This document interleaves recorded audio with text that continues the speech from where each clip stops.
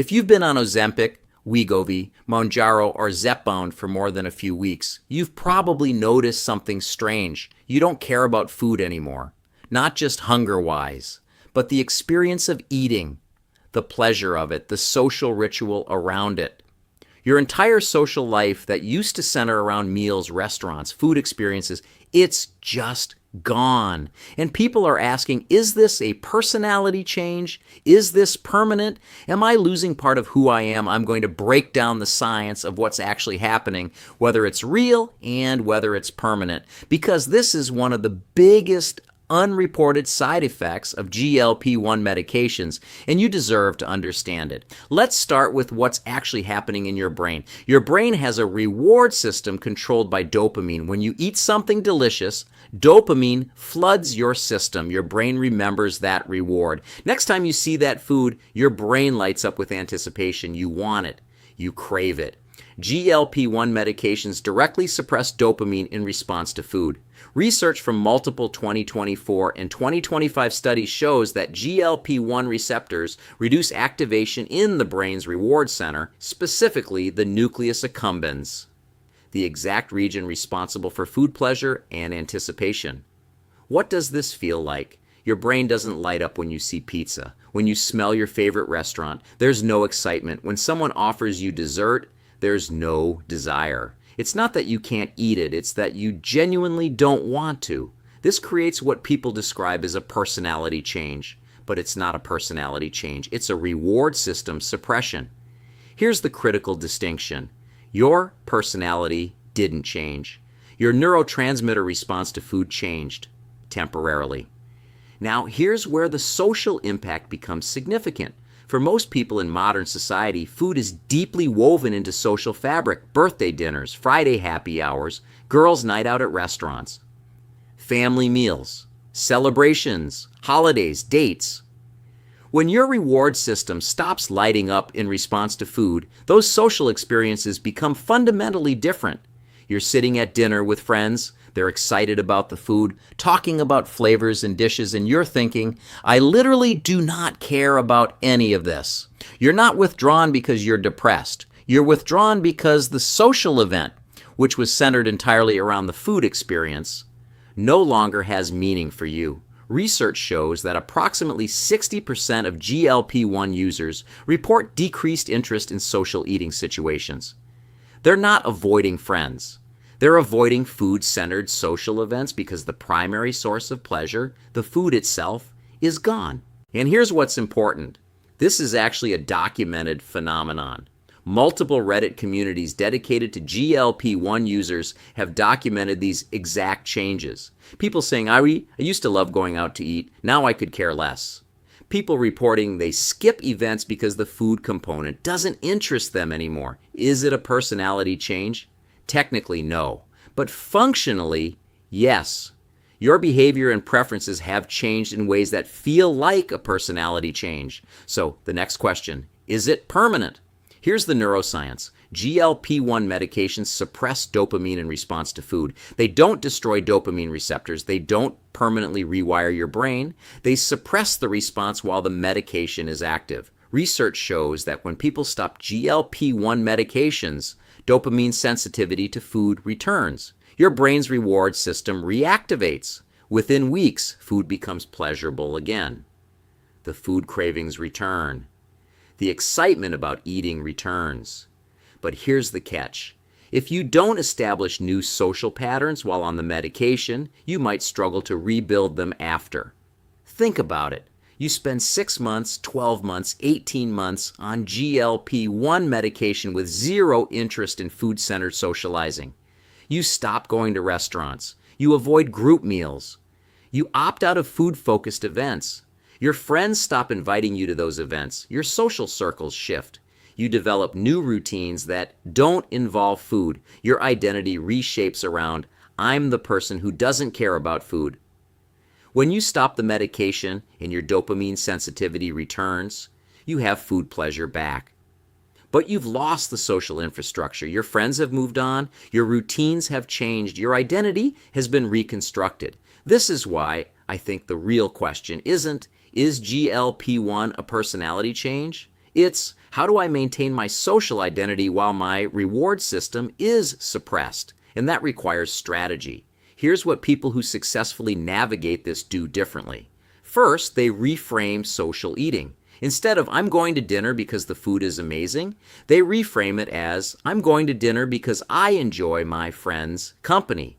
They separate the social experience from the food experience. Second, they maintain food-adjacent socializing. Instead of restaurant dinners, they do activities that happen to include food, cooking with friends, picnics, casual hangouts where food is secondary, not primary. Third, they're honest about their situation. They tell friends, I'm on GLP-1 medication right now, so I don't have much appetite or interest in food, but I absolutely want to spend time with you. Let's do activities I can still enjoy. Most friends understand. Most are supportive. The ones who aren't, those relationships were probably more about the food than the friendship. Fourth, they set a mental marker. This is temporary. They know that the personality change, or rather the reward system suppression, is medication dependent. In 6 months, 12 months, whenever they stop, their dopamine response returns. They don't let themselves fully reconstruct their identity around this suppressed state. Now, here's an interesting perspective shift. Some people actually like this change. They've spent their entire lives with food as their primary pleasure. They've struggled with food cravings, emotional eating, binge eating, food obsession. For the first time, food is just food, a source of fuel, not pleasure, a neutral experience.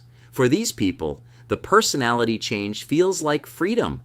They're not sad about losing food pleasure. They're relieved they're experiencing a life where food doesn't control them. This is actually important. The question, is this a personality change, has different answers for different people depending on their relationship with food. For people who love food and socializing around it, yes, this feels like a massive personality change, and it's disruptive. For people who've struggled with food addiction or emotional eating, this feels like liberation, and they're grateful. For most people, it's somewhere in the middle. It's a significant change, but they're adapting. So what does the research actually say about personality? Here's the honest answer. GLP-1 medications don't change personality as measured by traditional personality metrics. Your big 5 personality traits: openness, conscientiousness, extroversion, agreeableness, neuroticism, don't change on GLP-1 medications. What changes is your reward response to a specific stimulus, food. This creates behavioral changes that feel like personality changes because so much of modern socializing centers around food. But it's not a personality change, it's a neurochemical change in one specific reward pathway. Is it permanent? Research says no. When you stop the medication, dopamine sensitivity returns. But your behavioral patterns, your social restructuring, your identity reconstruction, those might take time to reverse. This is actually one of the most important reasons to build habits while you're on GLP-1 medications, because the personality change is temporary, but the habits you build during it can become permanent. Here's what I mean. If you spend 12 months on GLP-1 with suppressed food reward, you might naturally develop better portion control habits because you're not chasing food pleasure. Reduced emotional eating because food doesn't trigger dopamine. Better stress management because you're not using food as comfort. Healthier food choices because you're choosing based on nutrition, not pleasure. When you stop the medication and your dopamine sensitivity returns, these habits are already wired. You've spent a year practicing them. They're automatic. So the medication-induced personality change actually creates an opportunity to build lasting behavioral change, but only if you're intentional about it. Here's what you actually need to do. First, understand that the personality change is temporary and neurochemical. Don't catastrophize it. Don't assume you're broken or that you fundamentally changed as a person. Second, maintain social connections, even if food-centered socializing doesn't appeal to you anymore. Your relationships matter more than your dopamine response to food. Third, be intentional about rebuilding social eating when you stop the medication. Don't let your social circles completely reshape around a temporary neurochemical state. Fourth, use this window to build lasting habits around food and eating that will serve you when the medication ends. Fifth, track your personality and social changes. Use my GLP-1 optimization scorecard to assess your current strategy and identify if you're maintaining social connections and healthy patterns. And finally, get the complete protocol for 100% free. I've included specific strategies in my GLP-1 optimization blueprint for maintaining your social identity while on GLP-1 medications. Go to wellnessword.com/GLP1-optimization-resources right now. Get the blueprint, get the scorecard, get the free webinar, and get the free 15-minute assessment if you want personalized guidance. The personality change is real neurologically, it's real behaviorally, but it's temporary pharmacologically. Understand the science, manage the social impact, build lasting habits, and be prepared for the personality shift back when you stop the medication. You're not broken, you're medicated, and there's a difference.